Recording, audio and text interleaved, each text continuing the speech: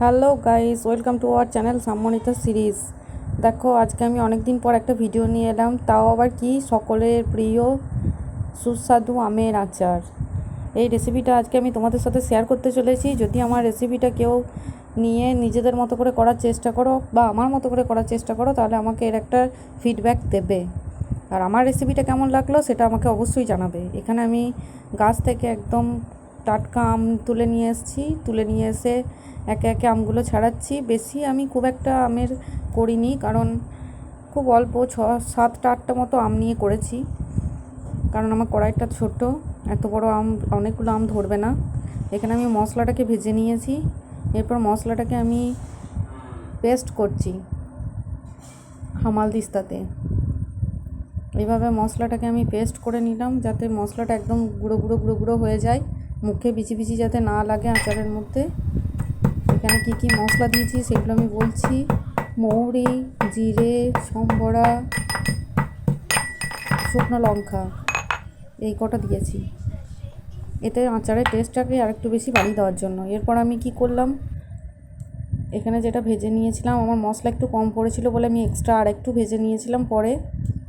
সেটা একটু ভিডিওটা ওলটপালট হলো, কিছু মনে করো না। এটা একটু আগেই ভেজেছিলাম, পরে আর একটু দরকার হয়েছিল বলে আরেকবার ভেজেছি। এরপর আমি মশলাটাকে, যে এক্সট্রা মশলাটা ভেজেছি সেটা আবার হামালদিস্তায় থেতো করে নেওয়ার জন্য হামালদিস্তায় ঢাললাম, একদম পুরো পেস্ট করে নেব। এরপর আমি কড়াতে দেবো সর্ষের তেল। যতটা আম থাকবে সেই পরিমাণ মতো একটু বেশি করেই সর্ষের তেল দিতে হবে, যাতে সেই সর্ষের তেলে আমগুলো একদম ডুবো ডুবো হয়ে যায় এবং ভাজা ভাজা হয়ে উঠে আসে আমগুলো। এখান থেকে মৌরি নিয়ে কাড়াকাড়ি চলছে বাবা আর ছেলের মধ্যে। এখানে আমি কড়াতে দিলাম সর্ষের তেল পরিমাণ মতো, মনে হচ্ছে যে আরেকটু লাগবে, ওই জন্য আরেকবার দিলাম।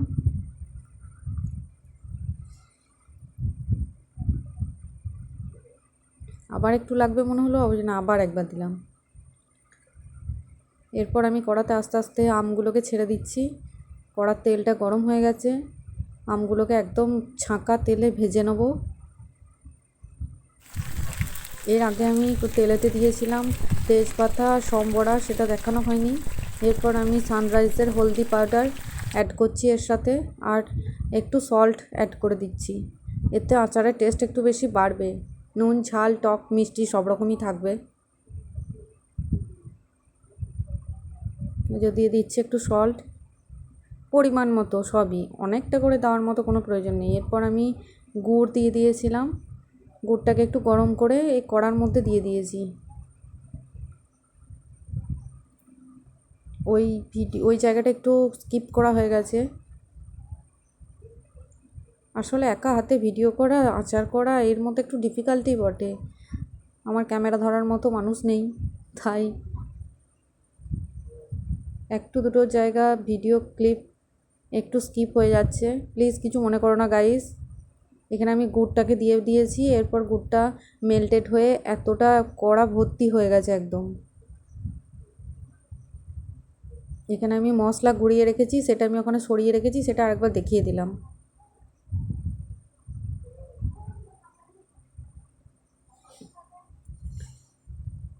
এর ফাঁকে একটা কথা বলে রেখে দিই, আমার পদ্ধতি মেনে যদি কেউ আচার তৈরি করতে চাও, অবশ্যই বলছি আচারটা খুব ভালো হয়েছিল। লাস্ট অবধি না দেখানোর আগেই আমি বলে দিচ্ছি, আচারটা সত্যিই খুব টেস্টফুল হয়েছিল। এবং এরকমভাবে আচার তৈরি করলে অনেক দিন রাখা যায়, যদি মাঝে মাঝে আচারটাকে একটু রোদে দেওয়া হয়। আচারটাকে ফ্রিজে রাখারও দরকার নেই, এমনি ফাঁকা যে কোনো জায়গায় রাখলেই হবে।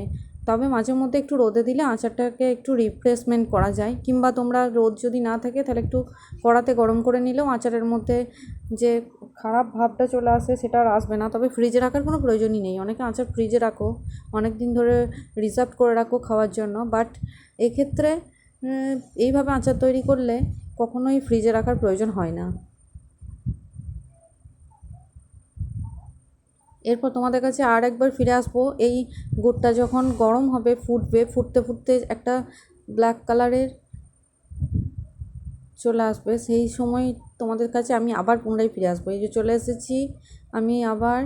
এখন দেখো গুড়ের কালারটা একটু চেঞ্জ হয়েছে, একটু ব্ল্যাক ব্ল্যাক আসছে দেখতে, যেটা খুবই ভালো লাগে।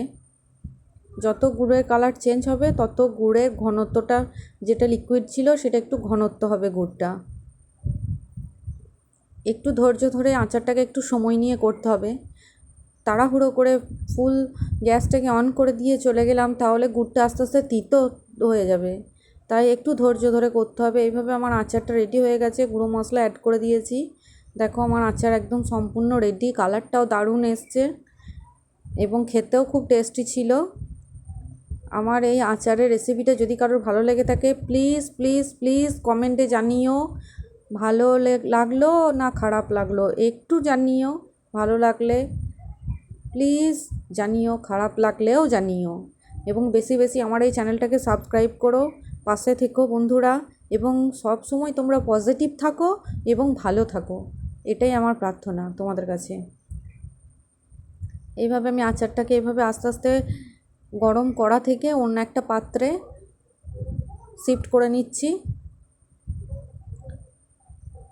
কালারটা হেভি এসছে। একটু লিকুইড রেখেছি, কারণ আচার খুব চুটচুটে করে দিলে ওই যে লিকুইডটা গুড়ের, ওটার স্বাদটা আর পাওয়া যায় না, টেনে টেনে আচারটাকে খেতে হয়। সেই জন্য একটু, অবশ্য এটা আমি 2-3 দিন রোদে দেবো বলে একটু শুকিয়ে যাবে। ওয়াও, কালারটা দেখো গাইস, কালারটা দেখো, জাস্ট ওয়াও ওয়াও ওয়াও।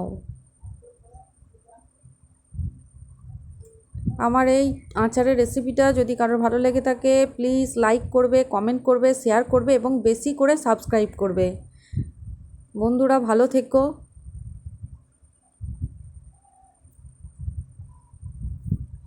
আচারের শেষ অবশিষ্ট যেটা লিকুইডটা ছিল সেটাও আমি ঢেলে দিলাম। এর ফলে আচারের কালারটা আরও বেশি ভালো লাগছে। এরপর আচারটাকে আমি একটু টেস্ট করে দেখি কেমন হয়েছে। দেখো আচারটা এইভাবে রেখেছি আমি এই পাত্রতে, এটা 2-4 দিন আমি একটু রোদে দিয়ে দেবো, তারপরে আমি একদম কাঁচের জারে রাখবো। আচার একটা মেন কথা বলছি, আচার সবসময় কাঁচের জারে রাখবে, তাহলে আচারটা ভালোও থাকে, দেখতেও ভালো লাগে, আর আচারটা এমনি ভালোও থাকে। এটাতে ফ্রিজে রাখার কোনো প্রয়োজন নেই, মাঝে মাঝে রোদ দিলে। Wow wow wow, bye guys.